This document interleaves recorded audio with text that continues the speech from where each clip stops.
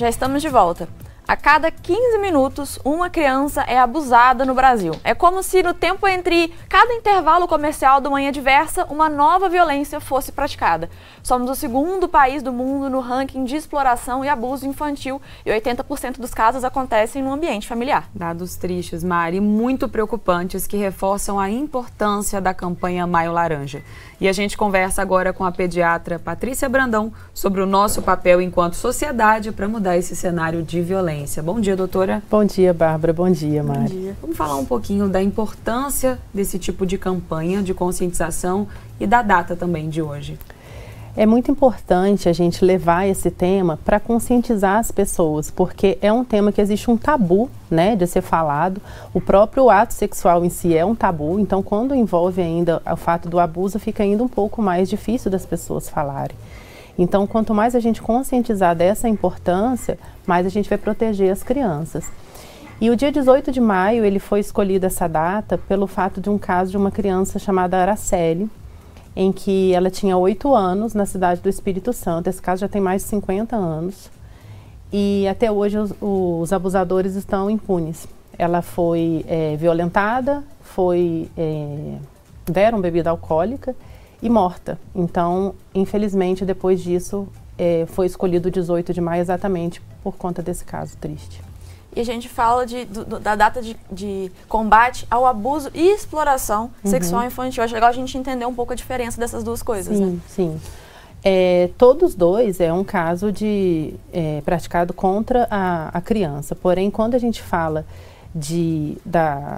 tem o abuso e a outra parte é quando tem algum lucro, tá? Então, a exploração, ela vai ter algum lucro em cima do abuso da criança e do adolescente, no caso de prostituição, essas questões mesmo. Então, os dois casos são abuso, só que em um existe exatamente. a exploração financeira, de certa forma. Isso. Patrícia, quais sinais ali físicos, no seu caso, né, como pediatra, podem indicar que a criança ou o adolescente sofreu algum tipo de abuso? Antes de entrar nessa questão, Bárbara, acho interessante falar, só complementando a pergunta anterior, que atualmente saiu os dados hoje da campanha do Maio Laranja, né? Que atualmente são mais de 500 mil adolescentes e crianças vítimas de exploração sexual. E nesse número, apenas 7,5% é notificado. Então, a gente acredita que exista muito mais ainda. Mais. E como você falou no início, né? A cada hora, 3 crianças são abusadas. E dentro desse número, 51% está entre 1 e 5 anos de idade. Então, aí voltando agora para a sua pergunta, é muito importante a gente observar a criança. Por quê? Mesmo que ela seja cuidada por outra pessoa, né? Por babá, por avô, vó, tios, enfim, por o que a mãe, o pai trabalhem e essa criança seja cuidada na creche, por alguma, né? Fala isso, não necessariamente no ambiente de casa, né? Pode ser também uma creche, uma escola. Isso. Mesmo que ela seja cuidada por outra pessoa, que o cuidador referência, né, aquele que o pai, a mãe, que tem a guarda da criança, faça a higiene dela, dê um banho, limpe as partes íntimas, porque nesse momento vai ser importante a observação se algo aconteceu. Então, a gente pode observar as meninas com algum corrimento, os meninos com algum sinal de machucado na região peniana ou na região anal, verrugas, né, na região da genitália, que a gente não vai encontrar esse tipo de coisa em crianças. Então, é muito importante os pais estarem atentos ao corpinho dessa criança. E quais são os sinais também comportamentais que ajudam a identificar aí que também alguma coisa esteja errada? Essa pergunta é excelente, Mário. Por quê? As pessoas, às vezes, temos a criança que muda o comportamento. Era uma criança muito alegre e, de repente, ela fica mais retraída. Um adolescente que de repente fica mais quieto, em silêncio mesmo, queda do rendimento escolar, aquela criança que às vezes está lá, né, indo bem na escola, de repente muda, ou até comportamentos sexuais mesmo, que não é compatível com a idade dela. Então, às vezes a criança vítima do abuso, ela pode ter comportamentos, falas, que os cuidadores, professora, muitos casos a gente consegue através da escola de denúncia, de observação, que a pessoa olha e fala, opa, isso aí tem alguma coisa acontecendo, está diferente do que é essa criança normalmente. Então continua com a mesma lógica do olhar atento, né? Seja para os sinais físicos ou para os sinais comportamentais. E esse olhar né? atento tem que ser de toda a sociedade, tem que ser dos vizinhos, dos pais, da escola, de nós profissionais de saúde, eu como pediatra. Esse olhar atento é de todas as pessoas, só assim que a gente consegue proteger as crianças, né? E o nosso público está aqui acompanhando o nosso bate-papo. O Gustavo Henrique disse que é muito fã do Manhã Diversa e nós somos fãs também do nosso público, ainda mais aqueles que fazem questão de mandar essa interação para a gente. E você que está aí acompanhando o Manhã Diversa, tem alguma dúvida sobre esse assunto ou quer fazer algum comentário, aproveita o WhatsApp e vem interagir com a gente ao vivo. Patrícia, seguindo o nosso bate-papo, a pediatria ela pode servir como um caminho para se adquirir informação em relação a algum possível abuso e até situação também de evidências, encontrar sinais que você precisa repassar para os responsáveis? Situação delicada, inclusive, né? Sim. Inclusive, quando a gente percebe alguma coisa no exame físico ou que a família traga para a gente, que, por exemplo, se eu estou atendendo a criança, ela vem me falar dessa questão do comportamento, como eu falei. Eu, como profissional de saúde, tenho a obrigação de orientar. Olha, pode estar acontecendo alguma coisa. Às vezes eu não vou saber quem, né, pelo relato da convivência, mas trazer essa ideia para a família. E o exame físico, a partir do momento que a gente observe algum sinal que possa sugerir um abuso, é obrigação minha notificar e chamar as autoridades responsáveis, que seria fazer o conselho, no caso de criança, né, o conselho tutelar. Porque você pode acabar ali tendo contato com o próprio abusador, né? Então, por isso a necessidade também das autoridades. Exatamente. E aí, com o conselho tutelar, a gente, né, tem polícia para o boletim de ocorrência, toda essa parte. Como a sociedade em geral pode contribuir para evitar que aconteçam os casos de abuso infantil? Conscientização, Mário. Hoje em dia a gente fala muito de educação sexual, não só em casa quanto nas escolas, e muitas pessoas interpretam como ensinar a fazer sexo. Não é isso. A gente ensinar a criança o que é parte íntima, um toque correto ou não.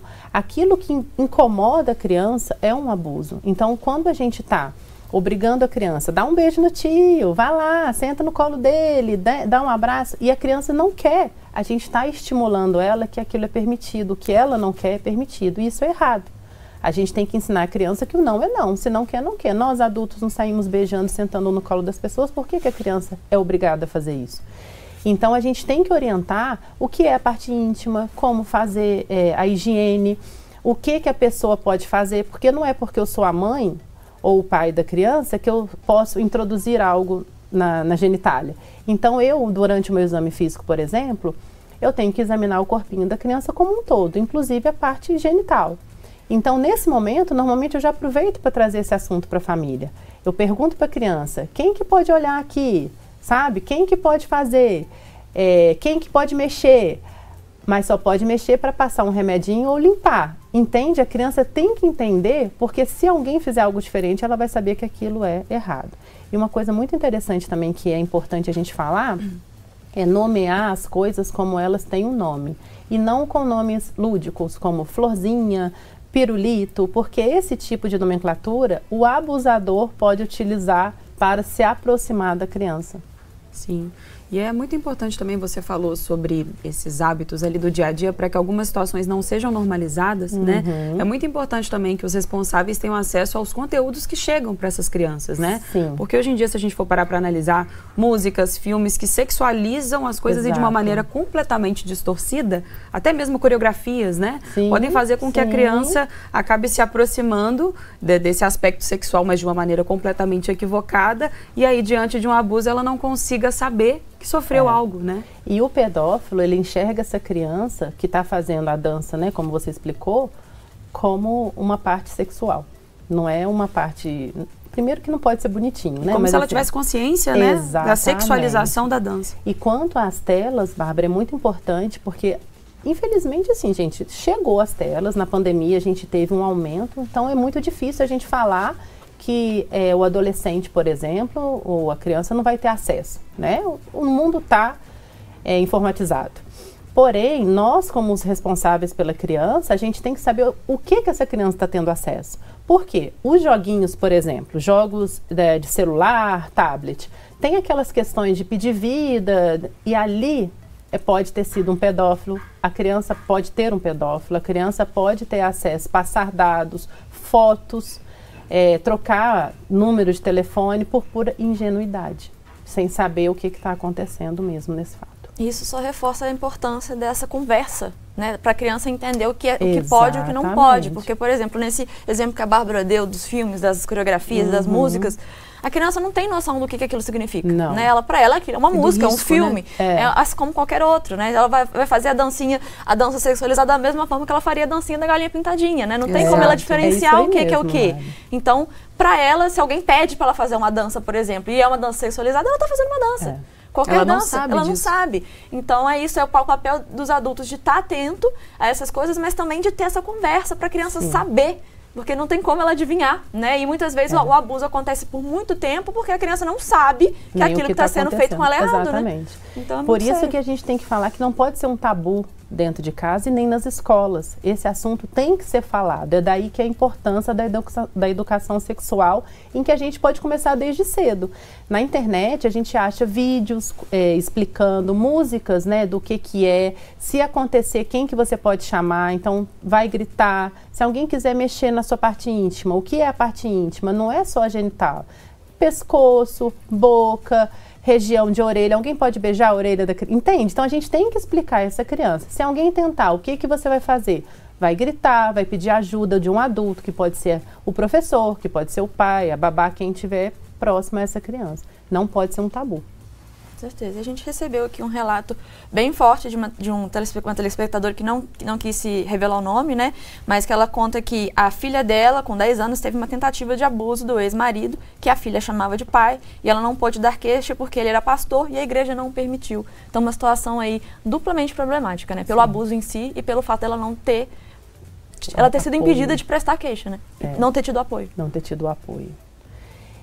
É, bem forte mesmo. Enfim, nesses casos, a gente é protegido, né, digamos assim, como se a referência religiosa, a referência até assim, prefeito, governador, como se essas pessoas, principalmente dentro das igrejas, independente de ser a parte, um centro espírita, ou igreja católica, ou igreja evangélica, não estou entrando nessa questão, estou entrando no representante religioso, como se fosse um ser que não fosse capaz de cometer tal abuso. E isso que aconteceu nesse caso é errado, porque a denúncia pode ser anônima, tá? Então, a comunidade ali da igreja, eu não vou nem entrar na questão de Deus, tá, gente? Mas assim, a comunidade da igreja, ela tem que apoiar não só essa criança, como a mãe. Então, imagina a situação dessa mãe não podendo. Então, assim, não, isso é errado. Denúncia anônima, na denúncia ninguém vai desconfiar, não vai saber, não consegue provar quem foi que fez, e é a única forma. Porque a partir do momento que a igreja proíbe e que essa mulher se sente coagida de fazer, de proteger a filha dela, a gente esquece que essa criança, ela perdeu ali, né, aconteceu algo. Mas e as outras que podem ser submetidas a esse abuso? Porque essa pessoa está solta. E se cometeu com essa criança, pode cometer com muitas outras. A situação fica velada. Ainda mais dentro de uma igreja, que é um lugar em que, enquanto os adultos estão em oração, geralmente tem a parte das evangelizações, catequese, não sei como é que fala na parte, né? Cada religião tem um nome, que é o estudo ali da parte espiritual para a criança. Então, assim, é uma aglomeração de crianças. A gente não sabe como que o abusador vai se aproximar. Então, gente, isso é muito grave, muito mesmo. Então, assim, denuncie sim e lembrar que existe denúncia anônima. Doutora, na sua rotina de consultório, você já precisou lidar com algum tipo de situação como essa, de um possível abuso? Infelizmente, sim.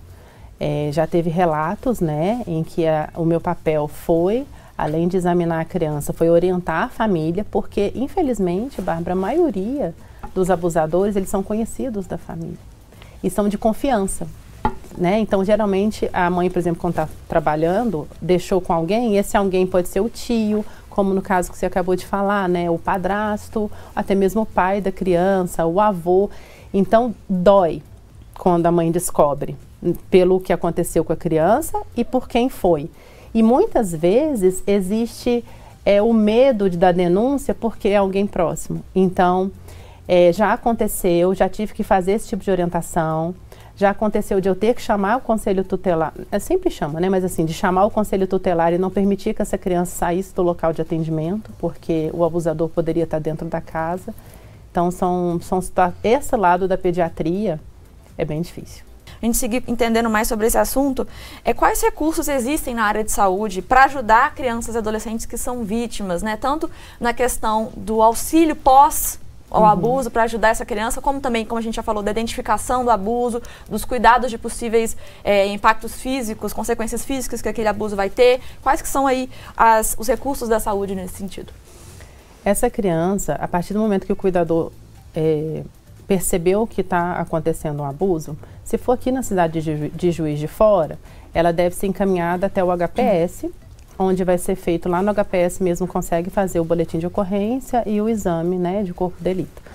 Mas o pediatra da criança, ele vai conseguir estar acompanhando esse caso, por quê?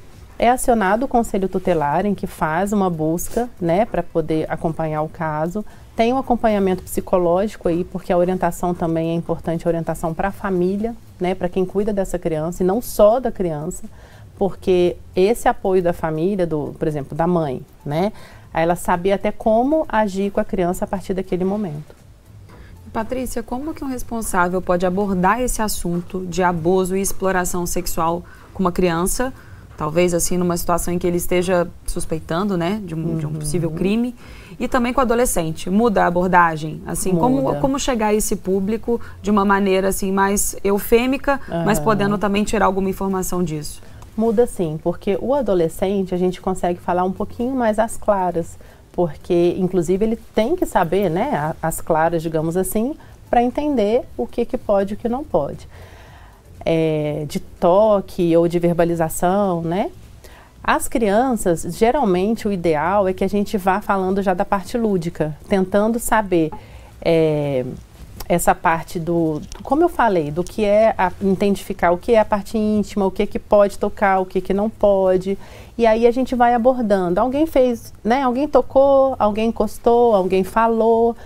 Às vezes a criança vai conseguir verbalizar alguma coisa nesse sentido. Porém, se a gente ensinar a criança, digamos assim, antes de vias de fato, ela vai saber, e o que a gente espera é que ela converse, né, com os pais. E é muito importante a gente também falar um pouquinho sobre educação das nossas crianças, não só educação sexual. Por quê?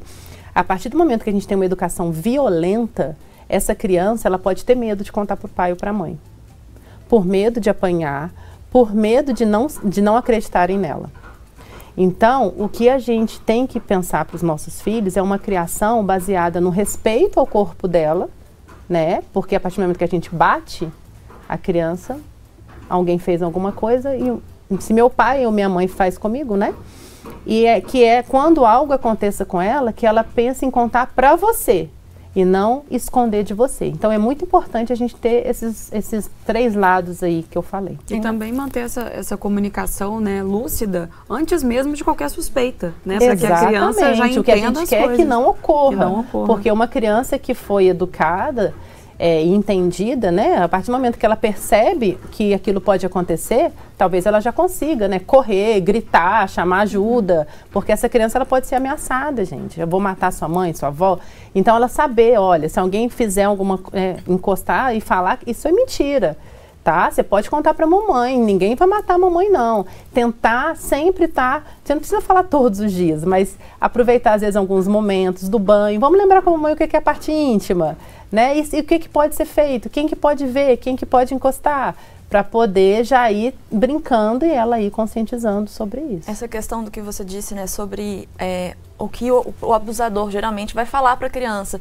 Não adianta você contar, não vão acreditar em você, é culpa sua, vão ficar bravos com você se souberem. Se a criança já acredita naquilo, o abusador vai estar reforçando o que ela já acredita. Exatamente. Agora, se a criança não acredita, se a criança sabe que ela tem essa abertura para conversar com os pais, se ela sabe realmente que é errado, né, e ela tem essa liberdade, vai ser outra coisa, né? Se a criança já acredita, ela já chega, já acredita no que o abusador está falando. Mari, dos abusadores são pessoas conhecidas da família e da criança. Então, se ele sabe como é a educação desses pais, é claro que ele pode usar isso. Vai recorrer, né? Exato. Você sabe que seu pai te bate, ele não vai acreditar. Você sabe que a sua mãe não acredita, né? Então, assim, é a relação de amizade com os nossos filhos e respeito, principalmente. Só que, infelizmente, em alguns casos, as crianças não têm capacidade de se comunicar verbalmente. Seja por uma questão da idade, seja por realmente ter alguma condição, né, que impeça a verbalização. Nesses casos, o olhar que os pais precisam ter, quais são os sinais que a gente deve estar atento e o olhar atento que deve ser tido nesses casos?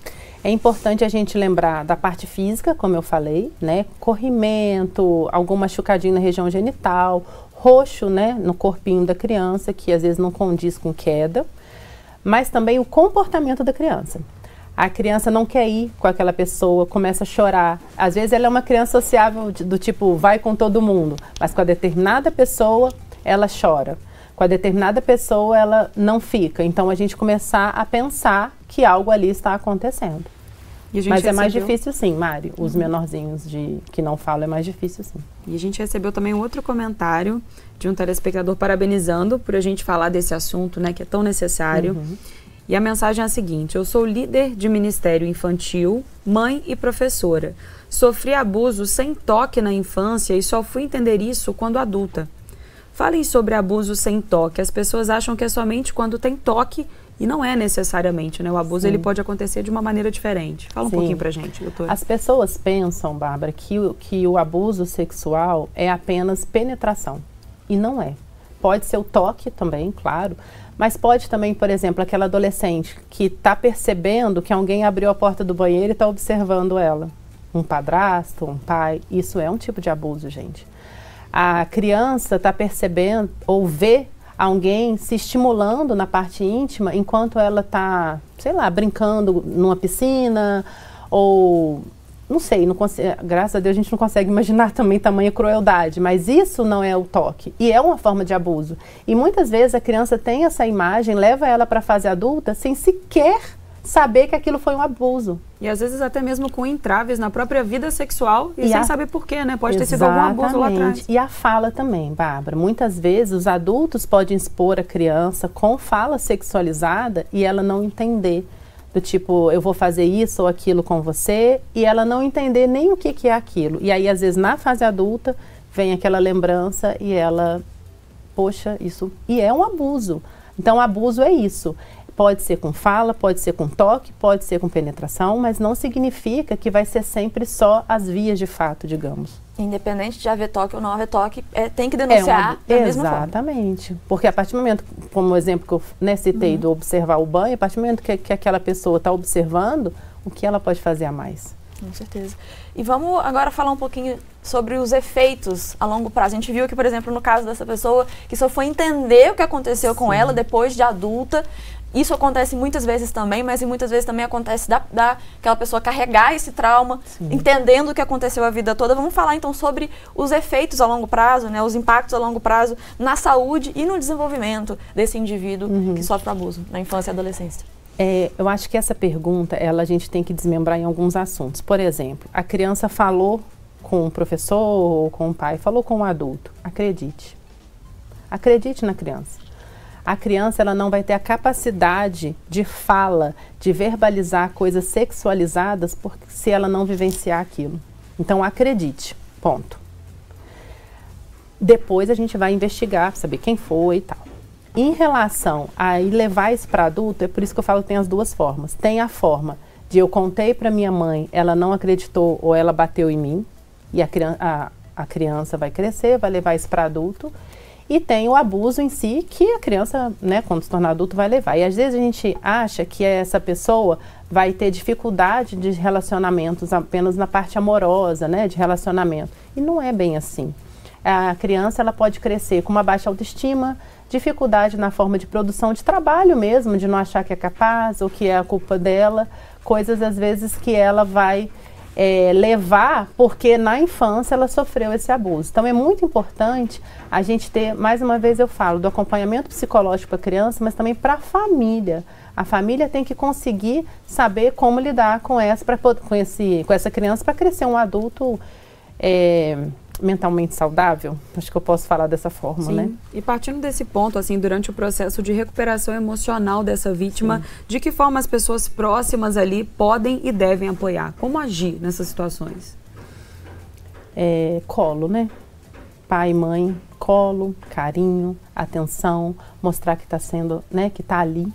tá? Independente de ser um adolescente. adolescente. Ela não tem culpa de nada. Que ela não tem culpa de nada, independente de ser um adolescente ou uma criança, a gente tem que mostrar que a gente está ali, independente de qualquer coisa, e principalmente que a culpa não foi dela, tá? E procurar orientação até para saber como conversar, como lidar a partir daquele momento, o que vai observar, porque muitas vezes essa criança, ela pode crescer com a baixa autoestima. E quando a gente fala em autoestima, não é só o fato de ser bonito ou feio, de se achar, né, bonito ou feio. Não é isso. É de se achar capaz, de se achar corajoso.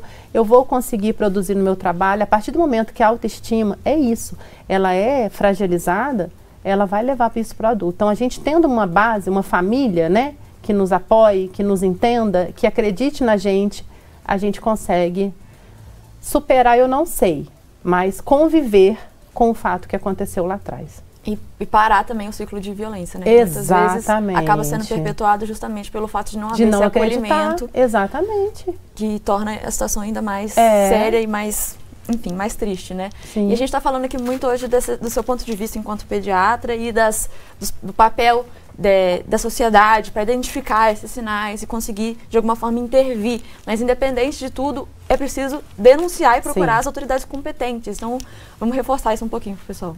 É muito importante a gente falar sobre isso, porque, vamos supor, você pode não ter visto, você pode não saber se é verdade ou não. Não cabe a você saber se é verdade ou não, entende? Vamos supor, você é um vizinho e está desconfiando. Denuncia. Quem tem que investigar é conselho tutelar, polícia, entendem o que eu estou falando? Não é você que tem que saber se é verdade ou não. Então, mais uma vez eu falo, Disque 100, denúncia anônima.